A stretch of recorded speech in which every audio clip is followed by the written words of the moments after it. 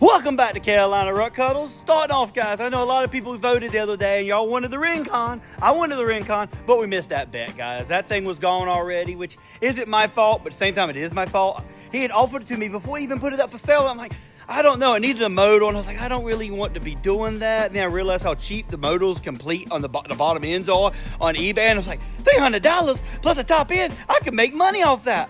And I missed the chance.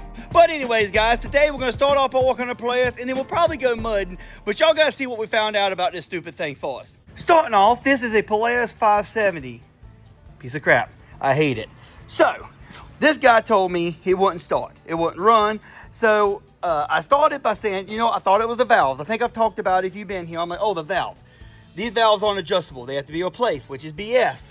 Anyways, I went to go check the valves because, of course, you know, you got to check them, get the numbers. And I realized the flywheel and the cam don't match. So I used the old screwdriver trick, got it top dead center, and realized this is nowhere near as it's supposed to be. Then I talked to the guy. He goes, oh, yeah, I put a new starter gear. Yeah, he didn't have and then I asked him one simple question. Did you put the key back in the flywheel if you took it off? He goes, what key? What do you mean, what key? The flywheel don't just stay on there. There's a little, like, key, little half moon piece that goes on the crankshaft and the flywheel. So, yeah, we know what's wrong with it now. So, anyways, we got a new tool somewhere. Let me find it. We got a new tool here. We're going to go ahead and you just screw it up there. Then screw this in, pop the flywheel right off. We also found this. This is what really confuses me. Oh, that's a screwdriver, and I know what this is now. I've been trying to figure out this whole time what this was. I'm like, this is weird. It don't look like it's part of the four-wheeler. Now looking at it, that's a piece of screwdriver in. Because, of course, Polaris here, you have no piece on the engine nowhere that you can turn over to make it get top dead center. You have to take the entire side off and turn your clutch. I'm not trying to be a negative Nancy about Polaris, but why don't they have a bolt like everybody else? Everybody has a bolt. Can-Am, Honda, Yamaha. There's some way to turn the crank so you can actually time it. Not these guys. You have to go ahead and take the whole side of the clutch off, which means you have to take all the boxes off. You got to take all the plastic off. You got to take everything off. I mean, this simple job has just been a headache. So let me go ahead and pop off this flywheel and see what damage we got. Heads up, the flywheel is backwards threaded, meaning you got to turn this backwards, turn it like you're taking it off. I kept playing with it like, oh no, he's messed the threads up. And I'm like, oh wait, no mind.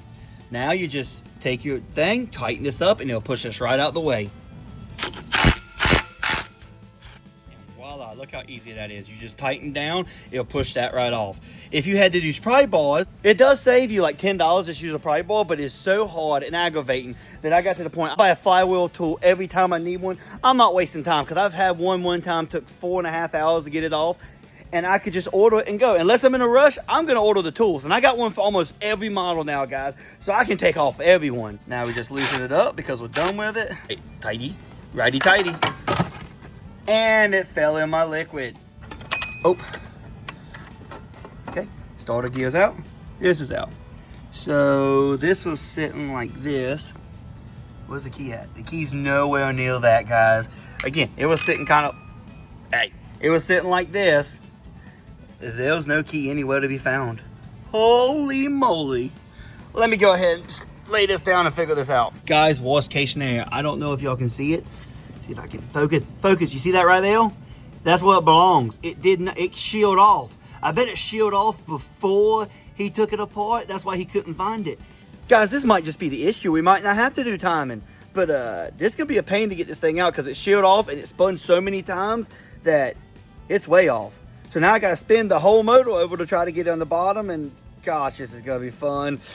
I don't like this. Anyways, let me go ahead and see if I can get it out. It's going to take a while. So here it is. I turned it over. As you can see, it's gone, guys. It shielded right off, and this ain't going to be easy to get out. And I gotta be very careful because this is the crank, guys. Meaning if it's messed up, you have to replace the whole bottom end of the engine. Don't want to get into that. I mean, I'll do it because it's not mine and I'm willing to do anything for the right amount of money, but this is gonna be a pain. We got it out, guys, and it's funny because it barely shielded. It is, if you look, it's not much smaller than the new one.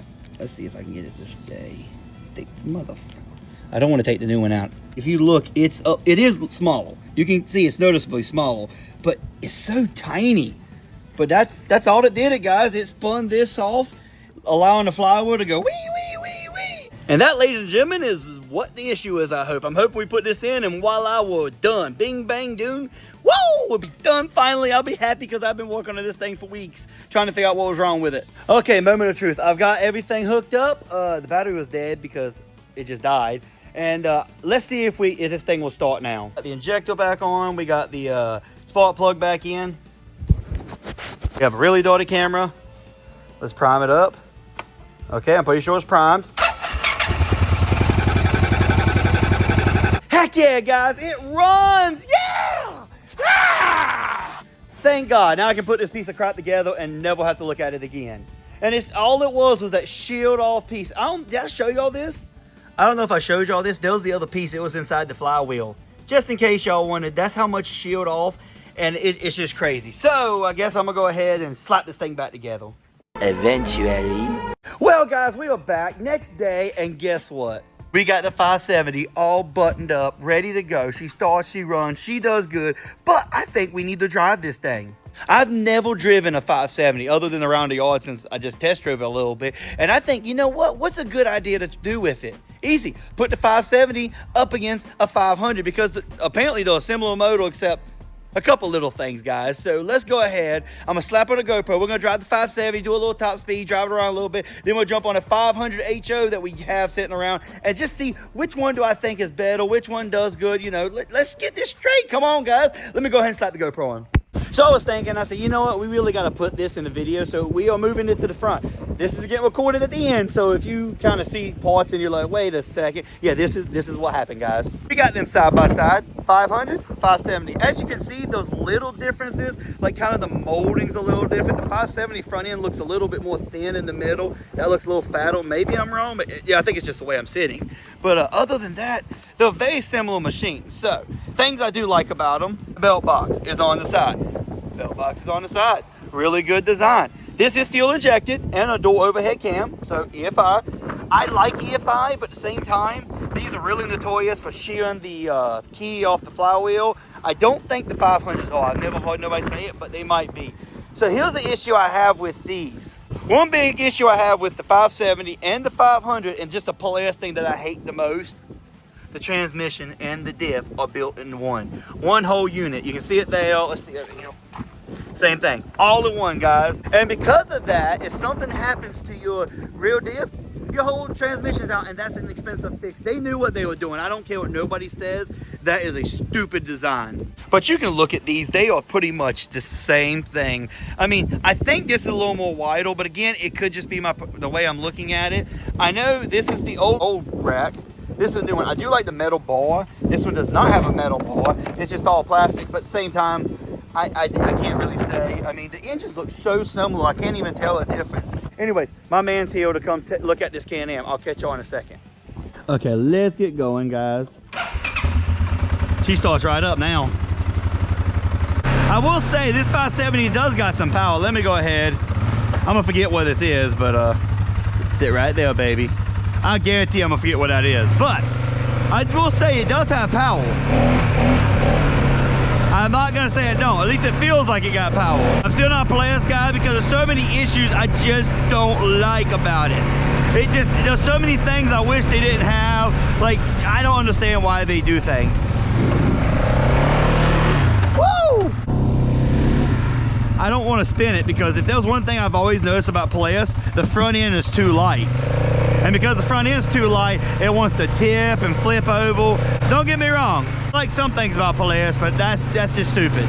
Like, why is the front end so light? Like, you know they had to notice that. Woo! What's up, children?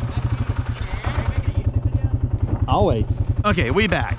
So I did the force test, and they're shooting guns over there. I went and talked to them, a couple of my buddies. So anyways, they have a competition coming up, and I figured, you know what, I'll go talk to them. Let's make sure the GoPro is on, because I'm really bad at that. Continue, connected, it's on.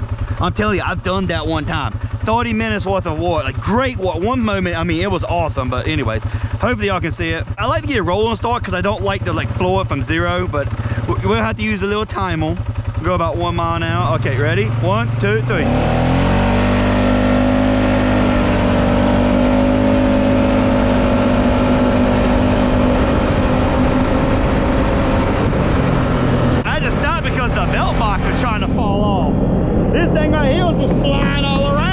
wacky waving inflatable arm flailing tube map. Thanks to a shipping error, I am now currently overstocked on wacky waving inflatable arm flailing tube men, and I am passing the savings on to you! Anyways, I think that's about good for this piece of crap. I need to stop driving before I break it. I know it's gonna break on me. A few moments later. Okay guys, so the 570, not my favorite, but not a bad foiler. I'm just not a Polaris guy. So now it's time to jump on the old 500 HO. This has been on the farm for a while. My dad bought it and then he just never really drove it. Plus he does a lot of things I do like a little bit better, like these shields come off on these older ones. We do have the fan hot wired so it comes on, but it actually kills the battery really fast if you don't start it and run it all the time. So that's one big reason why I thought about this. Like, you know, this thing needs to be driven around. Now, is it as fast as 570? Probably not. But I'm just not a fan of this 570. I ain't a fan of Polaris in general, but let's see if this one is better than the 570. Okay, key. Oh yeah, this is choked. Put neutral. Oh, carbureted machine. I will say the 570 is smoother, like the engine smoother. I got hit by a cricket. I don't know if y'all saw that, but that kind of hurt.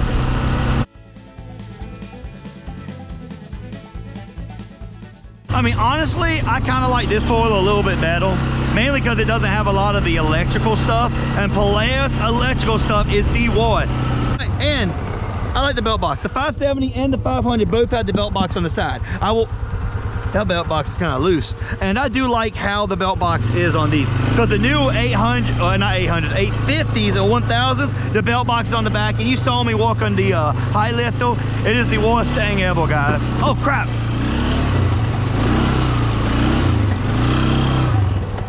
I will say, power-wise, this does not have nowhere near as much power. Like, it is very noticeable. Is this no, this ain't a dual overhead cam. That's probably why. That 570 was a dual overhead cam, and that thing had some power. So I will say that 570, way more power. Okay, let's see how fast this one is. I don't think it's anywhere near as fast.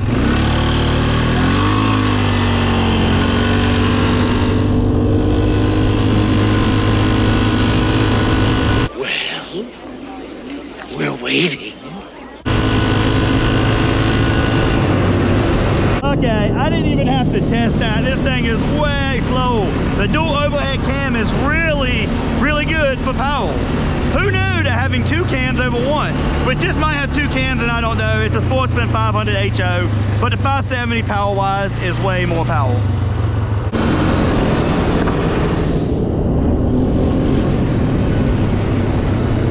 "12 seconds later." Would y'all like to see the funniest thing you've ever seen? It's that man right there. Look at him. Got his legs crossed like a female, and look at that belly. Look at that belly.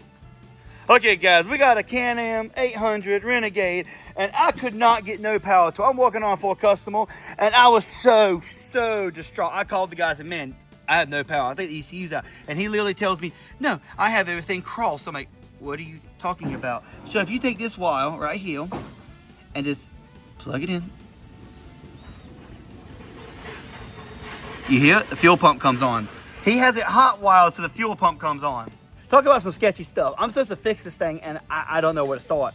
It's gonna burn. Like Connell said back there, it's gonna burn because it is hot wired from heck to try. I don't know what the guy was thinking. So I'm gonna see if I can figure out how to make this right, but guys, this is gonna be the one for the ages. He don't want to sell it either because I wanted to buy it for cheap and then replace all the wiring and everything, but he doesn't want to sell it. So let's see what we can get into with this one. This ain't for this video, guys. I'm just showing y'all some dumb stuff and it's just stupid. Well, anyways, guys, I hope you like this video where we put the 500 against the 570 after we got the 570 running.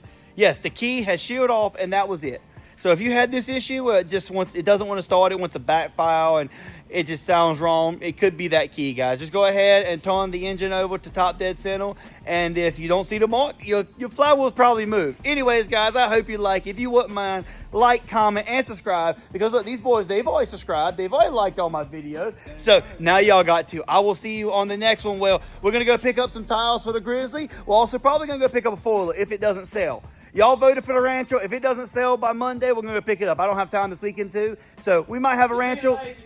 I'm not being lazy. I got things to do, man. Anyways, guys. Right now, we're recording a YouTube video. I got to record my videos, man.